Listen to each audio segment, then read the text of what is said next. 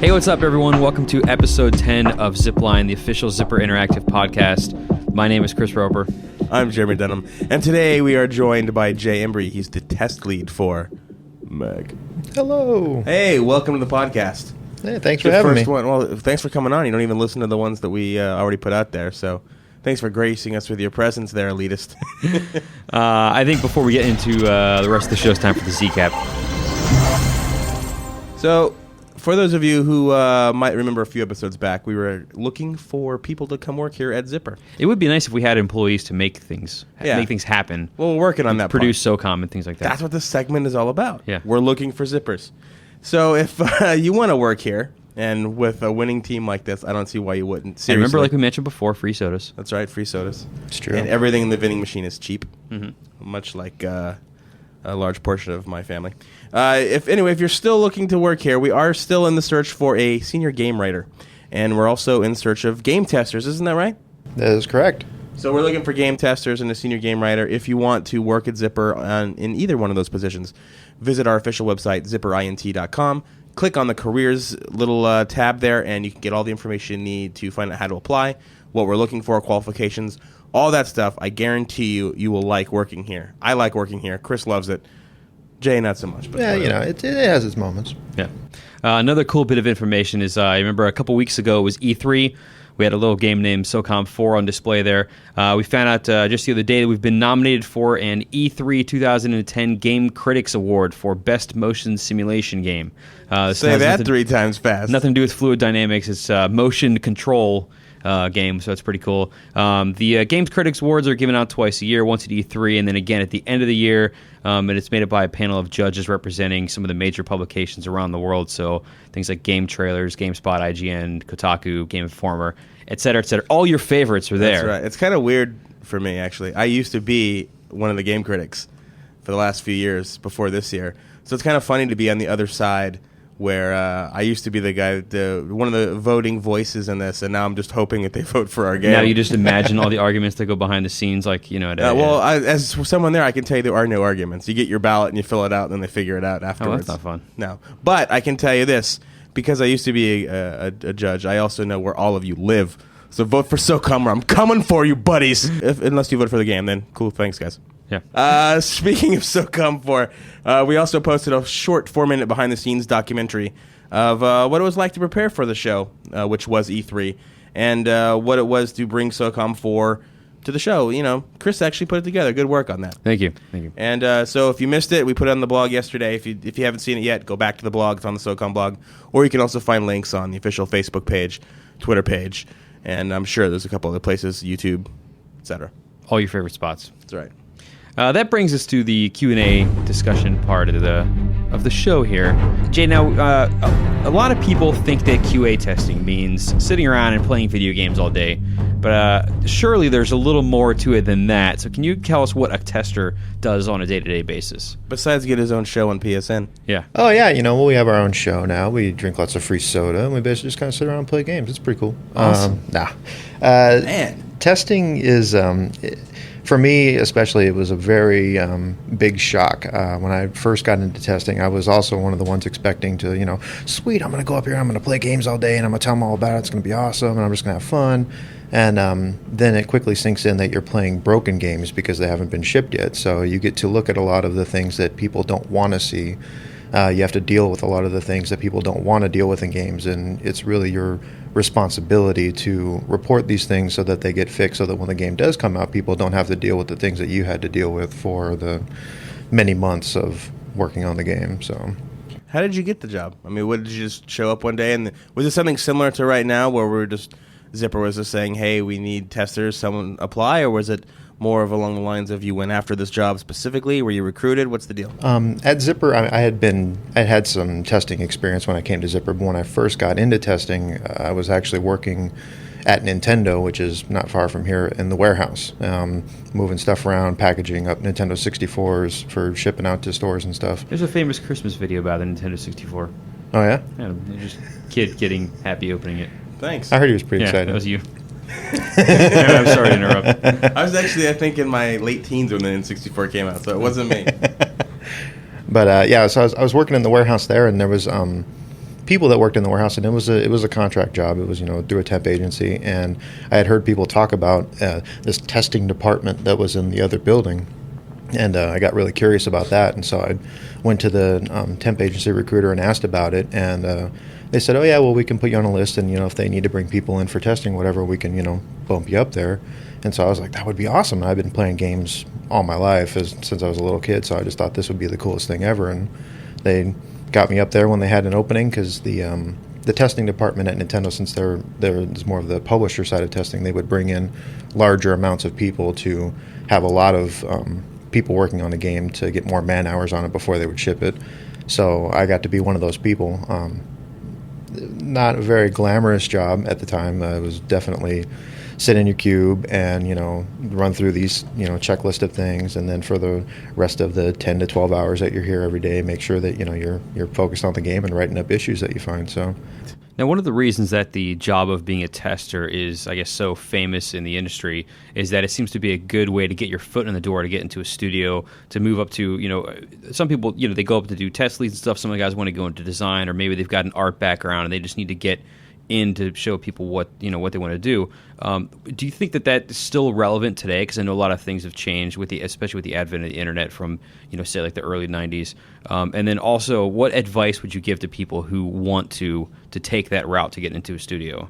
I think that it's definitely still relevant today. I think having been in the industry as a tester for about 10 years now, it was maybe more relevant a few years ago. As things started to get bigger and bigger and bigger in gaming, more and more people got into it. More and more people, instead of just kind of coming on as testers and then moving up to where they wanted to be, will now directly go for the positions that they want in studios and whatnot. Will look for people specifically geared towards that, whether they're coming from another studio or coming right out of school. Since there are a lot more schools now teaching game design, audio stuff, specifically for gaming. But it's still something that people getting into test can definitely move out of test into a department like design or audio or whatnot, if they have a affinity for it, I guess. And I would assume one of the strengths of working in tests in general, whether or not that's what your passion is and that's where you want to stay, or you want to branch out to another department, is you're dealing with literally every department in the company. Absolutely. So you get to make contacts fast. Absolutely. You know what's going on pretty much immediately in terms of where we are in certain builds. So I think it's also a very good way to just network and meet people and understand the whole process of video game development. Absolutely. Yeah, it definitely, you get your toe wet in pretty much everything that goes into the game, whether it be audio or rendering or just code stuff or design. I mean, you have your fingers in a little bit of everything, trying to figure out what does and doesn't work. So yeah, you get to know a lot of people. I would imagine it's also pretty rewarding to find and identify something that's been bothering a large group of people for a while, like, oh, what is causing that problem? And you identify it and you submit it, and you're the guy to fix it. It's got to be, It's got to be a good feeling. Mm-hmm. You want to kick off the reader Q&A section here? Our first fan Q&A question comes from Lieutenant Corporal Coolbean, who wants to know if there's ever been a point in testing where you saw something and absolutely thought it was awesome, but it wasn't included in the full version of the game. Basically, was there something that was cool in the testing stages, but we took it out by the time it went public? I would say that there have been many a bug that I've seen in games that I thought were the coolest things in sliced bread, and I really wish there could have been a way that we would have something like a silly mode or something like that in the game where we could have had it, but... Give us an example. What was one of the things that you're thinking of? There was a bug in MAG a long time ago where if you managed to run up to a solid object and jump into it, your character would then slide up all the way to the top of the object, and then once you got to the top of it, you would fly off as if you had jumped. And the more distance you traveled, the further you leapt. So it was... So you found a skyscraper, you would take off. Yes, and everybody would do it, and you'd look up and you'd see people flying off buildings, and it was a good way to get around the maps, and it was a lot of fun. Are we sure this was a bug and that's some kind of secret plant by Rudy to get his jetpacks? That's it. Yeah, see, that's the first thing that you said is you took off. I'm like, Rudy slipped us in for jetpacks. Yep. Deadly Soldier 28 has one question, as most people do. He wants to know, will we ever be able to use PlayStation Move with MAG? And if not, why not? Well, that's definitely something that we'll have to look into. We'll see what people seem to want, if they would want it in MAG or not. yeah, definitely something I'm gonna have to explore, I guess. Whether or not it makes sense, and whether or not the public wants it, and whether or not we can implement it in the game quickly. Yeah, definitely. So let us know. Speaking of letting us know, X Factor 0693 has yet another question for us. Very frequent contributor. Wants to know if SOCOM 4 will have some sort of bug reporting feature. I think that's an excellent question. That I am not quite sure about. It's a little early to say, I think. Not sure what they're planning for anything like that. It's a good idea, though. Yeah, definitely. In the time being, the bug reporting feature for anything is the forums. Yeah, I mean, typically if you run into some kind of issue, we have a separate... on the way it works right now for MAG, for instance, we have a separate issues and exploits board on our forum. You go on there and you post your issue. Whenever there is an issue, obviously we can't respond to every one, but we do read every single post, and we do keep track of it. So I imagine at the very least that we're going to have something like that in store for SOCOM 4, but, we still have a while before it comes out, so probably we'll give you a better answer as we get closer to release. Yeah, and I think definitely something at least as good as the forums in MAG would be great, because they've been awesome for MAG, for finding issues and getting information from the public. You guys rock. TB Epidemic wants to know, and I guess this would be different than the building thing you talked about, because it was kind of a cool little feature, but he wants to know what the craziest bug that you've ever seen in MAG is, and how was it fixed? Craziest bug. I guess the fix would just be it's not there anymore. Well, yeah. Jay had such a fit of anger, he threw the water bottle cap that he had all across the I know, floor. thinking about it just got me all riled up. There was, let's see, the craziest bug. There have been so many. Not really, because MAG's, totally clean. There was a bug once that really kind of... It made me laugh, and it made everybody laugh, but it was, if you really looked at it, it was kind of freaky. The character model got blown up somehow, and so like if you had a Sever guy, his like hoodie that he had on was huge, and the arms looked kind of ragged and stuff, and the legs were still about the right size, so you had this huge looking like scarecrow guy with no face running around, kind of lumbering around the level. And I'll never forget one of the first times that it happened, and I was doing some other stuff, and one of my guys came and was like, "Dude, Jay, you got to see this. You got to get into the game." So I load up the build that we had, and I'm running around in Panama Military Base, and right where the AAA is now, I was running down that street, and I turned the corner, and then all of a sudden, there's this huge Sever guy lumbering down the road at me, and I was just like, "Oh God!" And it was really freaky, and then we got to play with that for a little while, and it was pretty crazy to see. I know of another bug that actually happened, which was interesting in the early days when they had tracers attached to the bullets. Your point of view, even if a gun wasn't being shot at you, it looked as though every gun was being shot at you. The Michael Bay bug. So every time a gun was shot, you basically saw every gun in the entire universe coming at you at tracers, and it looked quite scary. That was fixed by just realizing that that's not what people want to see. Yeah. Partner, another frequent contributor, wants to know if you ever give suggestions or ideas to other members of the development team, and are they implemented? And can you give us an example of one of your ideas that you gave them that they implemented, if they listen to you, which I know they do? Oh yeah, they listen all the time.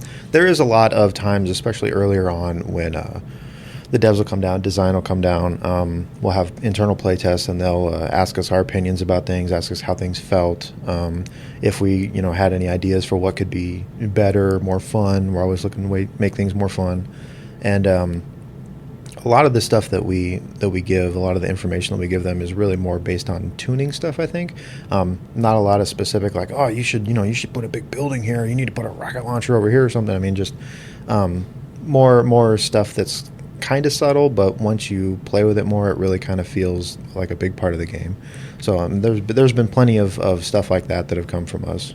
Do you have a specific example of, you think, something memorable or major that you've contributed to in that regard? Probably the knife swiping. That was something that when it first came in, it was a little more cumbersome, and there was a lot of outcry for us to make it a lot more accessible, which then led to one of the guys on the team at the time becoming very renowned for his knifing skills. And T Woods, if you're out there, I'm still going to get you if you're playing MAG. But yeah, it was that was a big kind of a change that they were unsure about, but ended up going with it. We kind of pushed him for. Jay's actually being modest. In reality, MAG started off as a 6-on-6 multiplayer game, and it was him who said, "You know what? let's add 250 people to this equation. Let's make it 256 people. I mean, go big or go home, right? Exactly.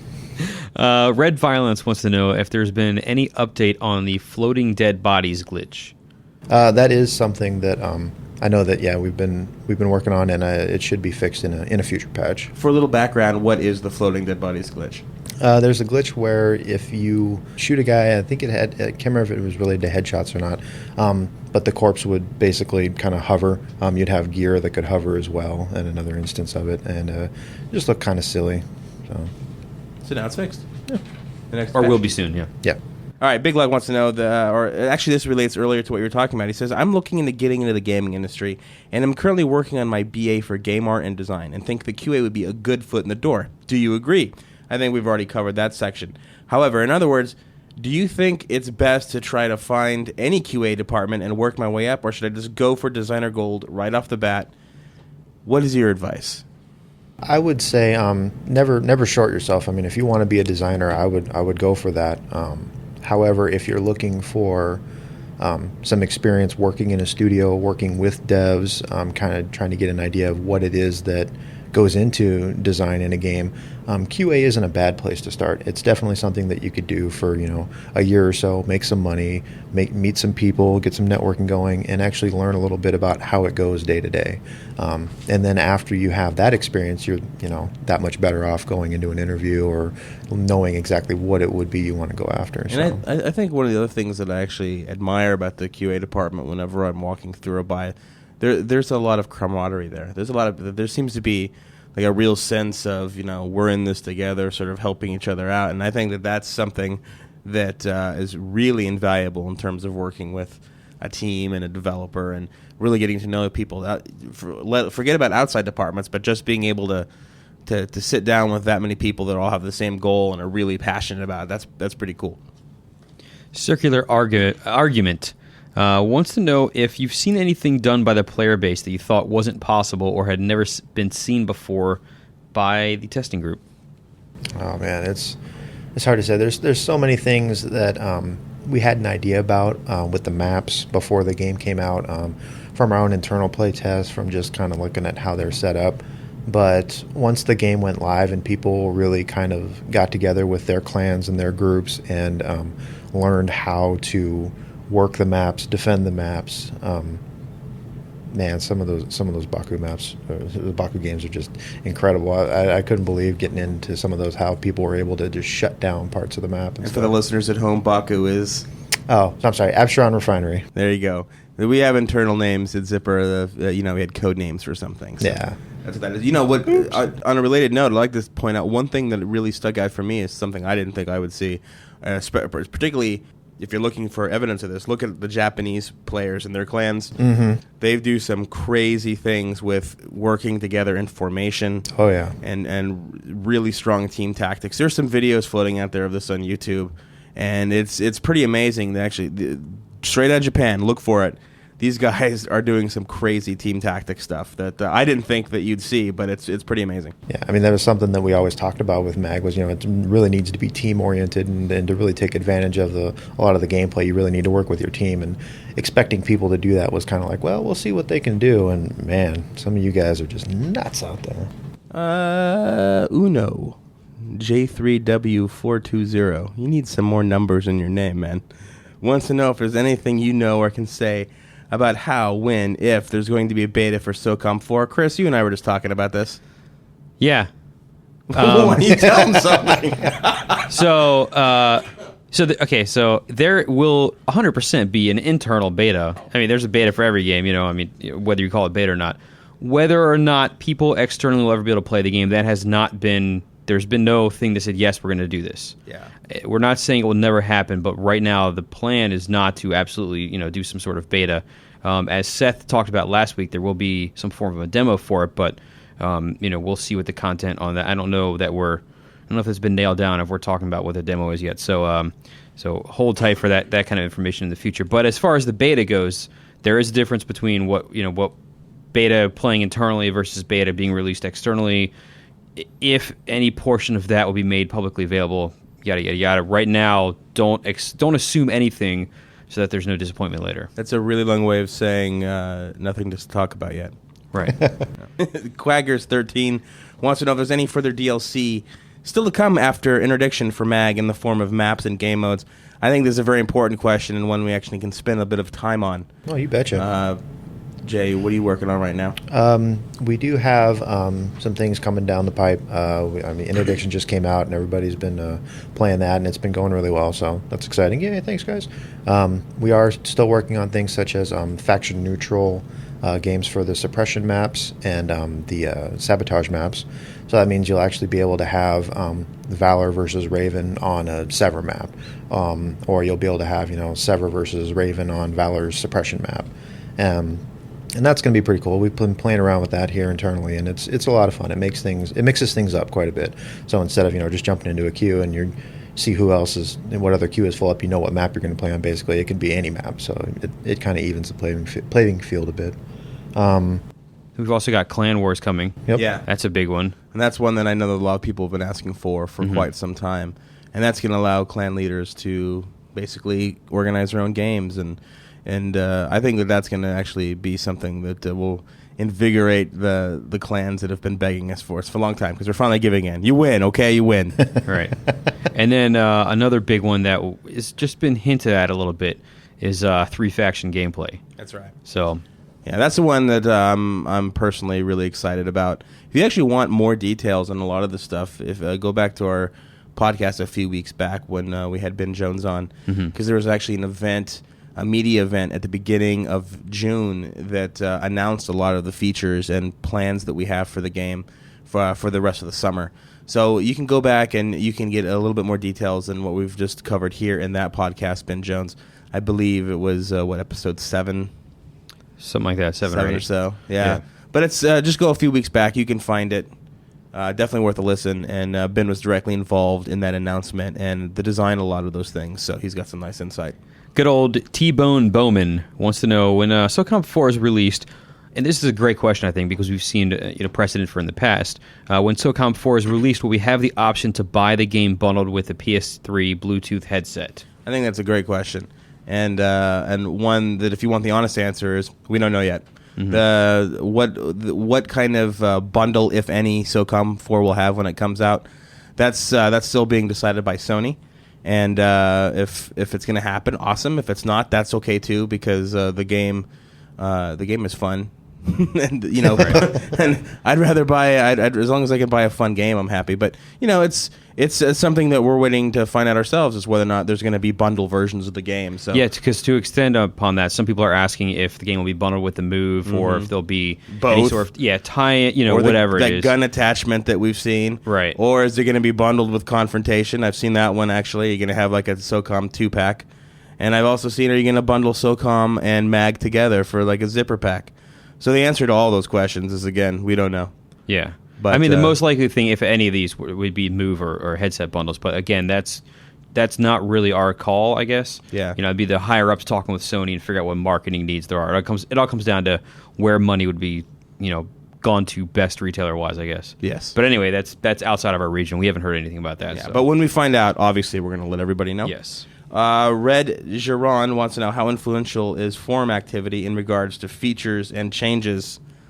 Very influential, I'd have to say. It's been a big part of, especially since the game has launched, going on the forums and reading what people are saying. I know a lot of the devs here do that. I know you guys do that. We get a lot of feedback from the public, and a lot of it we factor into what we're doing, what's going into future patches, what we need to prioritize. Because something that we may look at and be like, oh yeah, that's something that we'd like to work in, or that's something that we may need to think about later. And then all of a sudden there's a big outcry on the forums. We're like, oh man, okay, we need to get this done now. So it's definitely influential into how we get things going. The real key is being able to disseminate a small group of people being very loud versus a large group of people being harmonious on the same thing. So that's really the challenge. But that's why we have those issues and complaints board up. That's also why we have the discussion forum up, because we're watching and listening to everything, and we take as much information as possible and then create some kind of educated guess on it, or we roll die. depending on the week. Yeah, or the virtual coin flip that's got going on in the office now. That's right. Joe Grover wants to know if the E3 demo of SOCOM 4 will eventually be available for download on the PlayStation Network. And then he wants to know also if any demo for that matter, which we mentioned there'd be something to that degree, but who knows? We'll have to wait and see. As Seth said last week, there is going to be a demo eventually. What that demo is going to be, I guess we're going to have to wait until we're closer to that release to find out. I suppose that releasing the E3 version would be the easy way. Well, I will speak to that for a second, though, is that the E3 demo was made for people to play it at E3, right? And the people that are going there are used to seeing games that are in progress, and maybe you have to take a couple of things with a grain of salt. And a demo that you need to release to the public is a very different thing. Even though the content stays the same, it needs a lot more extra levels of polish to make sure you can't break something, because you're not going to have a representative standing there. You might be playing the demo for 20 hours, even if it's a 10-minute demo. Mm-hmm. It's going to get picked apart a lot more than a journalist would stand there and play for 10 minutes for. So there's a lot more that would have to go into getting it ready. So it's not a thing where we can just grab the file and upload it to PlayStation Network tomorrow. It would require a lot of extra work that is not on our timetable right now. Maybe it will kind of turn into the demo that gets released, but right now it's not coming out in the next week or two like some people are hoping it will. Yeah, exactly. Even if hypothetically it was the exact same level, it wouldn't be the E3 demo. It would be its own separate thing that we would have to do. So hopefully we could have news on that sometime soon and give everyone an update. But right now, definitely no plans to have the E3 demo up there. Yeah. And then something, Jeremy, that you wanted to return to this week was Nitros76 asked again about the eventuality of seeing a MAG demo or perhaps the entire game as a download via the PlayStation Network. We just saw with the launch of PlayStation Plus, Infamous is available, if I have the regions correct. Infamous is available in the United States, and Little Big Planet is a European PlayStation. I think they're separate for regions, but I know both of those games are available. Well, Seth said, I was on the show last week. Seth Luisi, our game director, was on last week and said that the challenges with putting the full game on PSN right now is its size. It is bigger than 12 gigabytes. That's a lot to ask someone to download from the PSN. I think that's bigger than anything else that's up there right now by far. I think by comparison, Warhawk is 2 or 3 gigs. Yeah. So you're looking at something 4 times the size to download minimum. So I think that in the immediate future, that's definitely something that's probably not going to happen. A demo, I think, is something that a lot of people have asked for, and I think that that's a lot more likely, but it doesn't necessarily mean it will happen. So it all depends on time frames and whether or not the demand for a demo is still going to be there by the time we would have one ready necessarily, because right now we obviously don't have one ready. So that's a stay tuned question. Yeah. And it is now time for our audio question of the week. For a quick recap on this, you can send us MP3 files to, if you want to send any question, you can email it to zipline@zipperint.com. And if you want to be the audio question of the week, send a MP3 file up to 10 seconds long stating your question. Please do put the content of your question in an email. It makes it way easier for us to go through and find the questions. But this week's audio question comes from Shane the Dark. Will there ever be a map maker of any kind in MAG, and if not, any chance of actually allowing the players making small changes to the map itself? Jay, you can handle that one. I would say that the chances of that are probably very slim. I really don't see us ever having any kind of editor released to the public. The maps that come with the game and any maps that we release in the future in any kind of packs or anything like that are our gift to you. You can enjoy them and love them for what they are. Why would you ever want to change them? But I think with the complexity of MAG and the what goes into making a map, it would really be kind of a Herculean effort to try to put that into the hands of players. Well, and the required player counts, really, because it's all about huge games. And if you try to make a 256-player map, the chance you're going to fill that is, especially if everybody makes their own maps. Yeah. The way that the games run and play, I mean, there really isn't any way for us to include our matchmaking in any custom-made levels or anything like that. It would really just be something that I don't think could really happen, unfortunately. There's a lot of issues there. Getting people to find your map and play that over however many other maps would be out there and available is also a big challenge. And then you have the balance issue, right? If you have to balance a map for up to 256 players, that's a lot of testing that is required, a lot of trial and error, and that's just something you can throw out there and hope that you get enough people to test. So, and now it's time for the Zip Tip. For those of you that don't know what the Zip Tip is, it's our weekly look into the minds of our guest, and they give us some kind of advice They'll tell us a game tip, a life tip, any sort of tip that will help you be more accomplished. Q-tips. Q-tips. Q-tips in your help you life. be more accomplished, by the way. Yeah. So, Jay, what is your zip tip? Speaking of Q-tips, never go all the way into the ear canal. Only stay on the outside of it. That's a good one. I would say that when you're playing mag, lots of people, there's a lot of teamwork going into it, but every once in a while you just kind of want to go out there and, see what you can do by yourself. Make sure to stay behind lots of cover. Make sure to keep your supplies up using supply depots, and, fire at short controlled bursts, because, you don't want to run out of ammo when you're in the middle of a firefight. I think short control bursts is one of the most important things to remember for mag. I see lots of spraying all the time. No. You can't do that. The key, seriously, just to take off a couple of rounds at a time. Don't focus. You'll be so much more accurate, so much more effective, and so much less annoying. This conversation really has to be in context to not be deemed inappropriate. So with that, let's move on to the end of the show. As always, you can find the newest update information for MAG and SOCOM on their appropriate websites and blogs, blog.socom.com, blog.mag.com. That's right. And for more information on SOCOM and MAG, you can always visit our social sites on places like Facebook, where we have two different sites. You can go to Facebook and do a search for Zipper Interactive, or you can just go to facebook.com/SOCOM. You can also find us on Twitter at Twitter/Zipper. Very easily done. And this show is available on iTunes. So go on there, subscribe to the show, rate us. Review us, give us 5 stars every time. Rate us well. Yep. Yeah, that's the key, 5 stars. If you give us less than 5 stars, well, there's nothing I could do, but No. don't do that, because that would hurt our feelings. We'll get mad, That's right. So with that, I guess that's the end of the show. Jay, thank you for coming on. You're Thanks for having skipping me. over something. What am I skipping? You're skipping over the fact if we have another guest coming next week. We're going to have our director of production, Mr. Alan Van Slyke. He'll be on here. He can talk about MAG, about SOCOM. He can talk about anything, really, because he's just that intelligent. And he'll be here next week to answer your questions. Very good guy, very knowledgeable guy. Has a lot of experience. I think that'll be a very interesting podcast. Also named very similar to the old Pirates, I believe, outfielder Andy Van Slyke. That's right. Yeah, one of the coolest names in baseball. There's no relation as far as I know. Andy Van Slyke had a pretty good glove. Yeah. He was quite a nice fielder. Mm-hmm. That's right. Yeah, I don't So think for Alan those of you who Fields remember well. 1990s Pirates, you know what I'm talking about. Yeah. And with that, we're out.